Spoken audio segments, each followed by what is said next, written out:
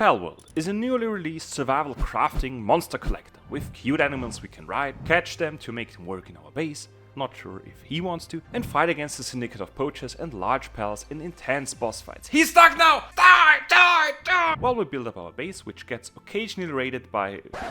What? Getting raided by a furry stream scenario, we'll level up our character and our team of pals, unlocking better crafting tools, stations, and also weapons like spears, bows, and various guns. But don't worry, guns don't kill pals. I kill pals. With guns. And if you got that reference, hit the like button, you're just as old as me. After more hours spent in the game than at work, I can tell you what Palworld is in a nutshell. Even though the start on a stranded unknown land might seem daunting at first, after picking up the first branch and stone, we get right into the game's routine. We gather resources by hitting trees and rocks like a beast, and use those to craft essential stations to obtain pal spheres. These are used to catch pals, which we at first need to weaken to have a higher success chance. Sounds familiar? Yeah. The melee combat is at first quite simple, and in the later stages of the game, still quite simple, since we only have one attack animation. Regardless, with the dodge and many pal mechanics and higher grade weapons, this combat gets entertaining in no time.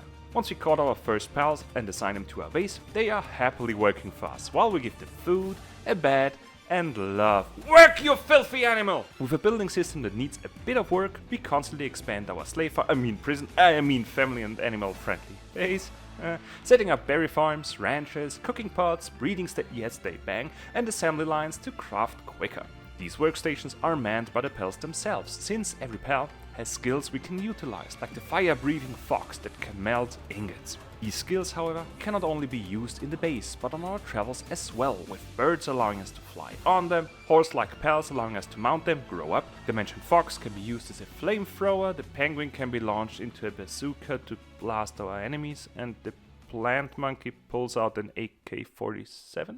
Oh boy. Anyway, we can take up to 5 pals with us on our travels, using them to traverse and explore faster, or use other tools like a parachute or a grappling gun. I said grappling gun. Jesus. With a large world and many different pals and biomes to discover, we find boss locations, either roaming free or hidden in dungeons we can explore. These bosses see us push to our limits, fighting alongside our pals in the entertaining tag team fights, and reward us with better recipes for armor or weapons, or even a powerful new pal to use in combat, if we manage to catch them during the fight.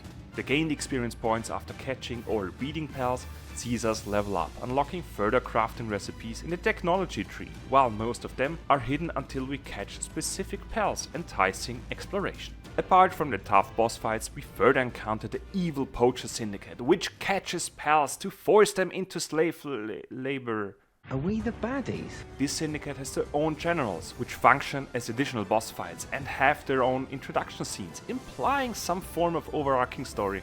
Any form of resemblance of a story can be found by reading data logs of other explorers, which are hidden throughout the world. So the focus of the game is solely on exploration and obtaining an army of slave pals. Well, an army of pals. In a nutshell, Palworld is when we take the infamous monster collector, mash it up with Valheim and Elden Ring, while Call of Duty sits on the shoulders whispering wicked ideas. Make them explode. Yeah! Leave a like and subscribe, especially for the fact that I didn't even once mention Pokemon. Ah, damn it!